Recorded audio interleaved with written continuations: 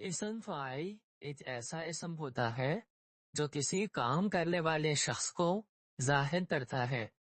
یہ نہ فعل ہوتا ہے اور نہ حرف بلکہ اسم ہوتا ہے. مثال التلمیذ کاتب دروسہ، یعنی طالب علم اپنا اسباق لکھنے والا ہے. تو کاتب اسم فاعل ہے جو کتبہ فعل سے نکلا ہے. فعل کتبہ سے کئی الفاظ بن سکتے ہیں، مثلا کتب، مکتوب، مکتب، مکتبۃ، کاتب. اور یہی آج کا موضوع ہے. کاتب فعل کتبہ سے نکلا ہے اور یہ فاعل کے وزن پر ہے، یعنی پہلے حرف کے بعد ایک الف کا اضافہ کیا جاتا ہے. کاتب فاعل.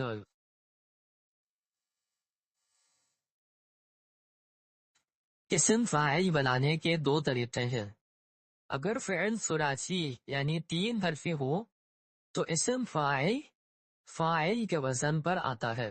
مثلا رسم راسم، وقف واقف، یعنی پہلے حرف کے بعد الف ڈال دی جاتی ہے.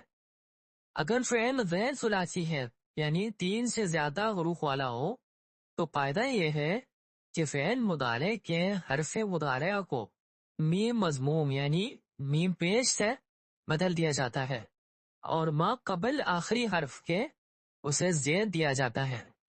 مثلا اخرج مخرج، دحرج ودحرج،